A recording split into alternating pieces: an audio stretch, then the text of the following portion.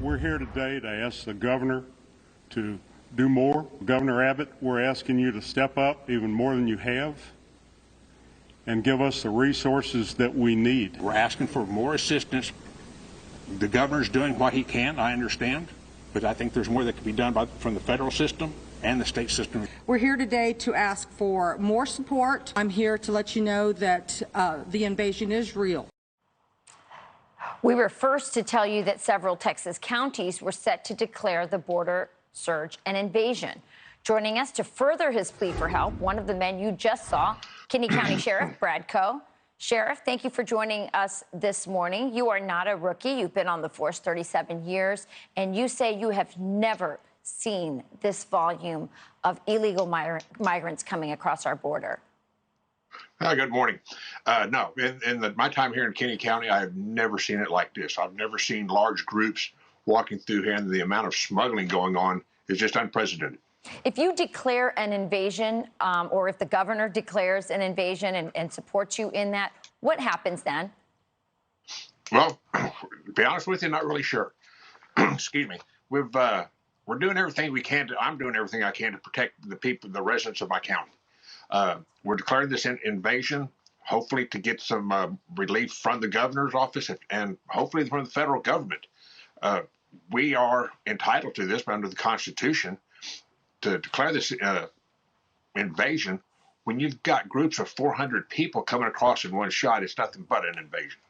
Yeah, I mean, clearly it's the job of the federal government, but if the federal government isn't doing its job or is tying the hands of Border Patrol to do its job, then the state has to step up. It seems like Governor Abbott doesn't want to create that moment, that crisis, that constitutional crisis with the federal government. I'm not clear why he is reluctant to do that. I went down to the border. It certainly looks like an invasion to me. By the way, judge in Goliad County explains what's happening. He says that all the resources are being used towards this border crisis. These are poor counties, and the community and the citizens aren't getting the services they deserve because everything's getting absorbed by this.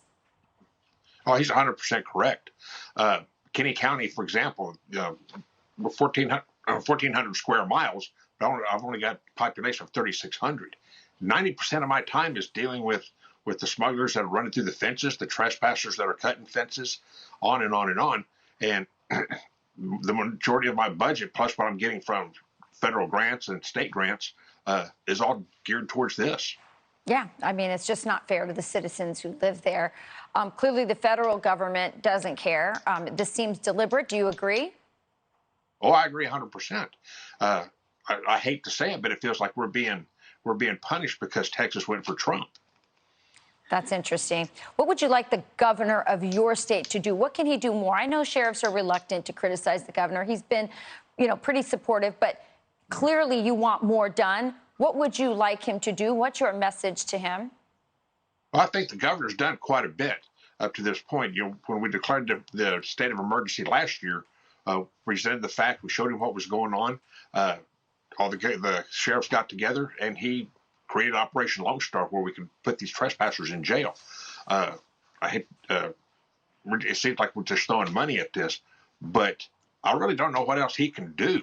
He's done quite a bit, but I think maybe there's a possibility if him and the Attorney General get together and do a little more research, maybe there's something else we can do. But for the time being, it's falling on the shoulders of the sheriffs.